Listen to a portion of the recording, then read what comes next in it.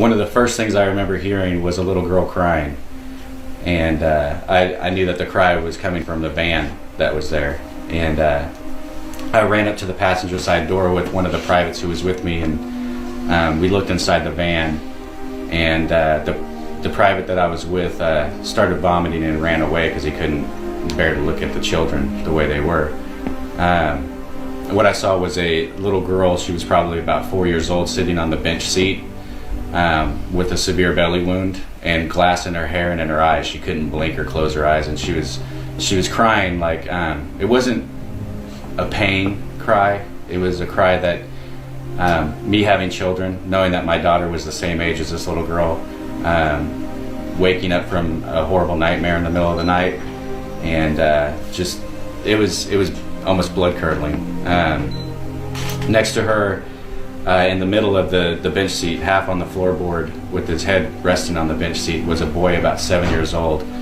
I immediately thought he was dead because he had a severe wound to the right side of his head. And in the driver's seat was who I assumed was the father, the way he was hunched over them in a protective manner. And he was completely destroyed. There was no way that he had survived. I grabbed the little girl out of the van, yelled for a medic, and we took her to the house that was directly behind the vehicle. I go back outside to the van, and I don't know actually why I went to the van.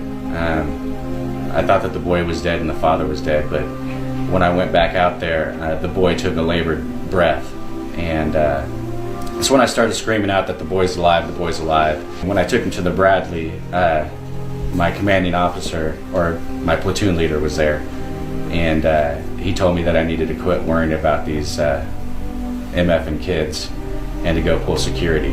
While sitting on the rooftop, I could hear them firing the Hellfire missiles into houses. I saw the pictures of the families that were in these buildings. There were no armed men in these buildings. They were just families, women, children, who were killed.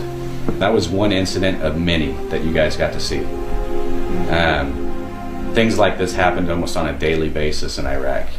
It may not have been an Apache. It could have been a Bradley. I saw a Bradley fire on a van load of children, nothing more than children, and watch the Iraqi police pull bodies out, pieces of children, and the whole time they're looking at us shaking their heads.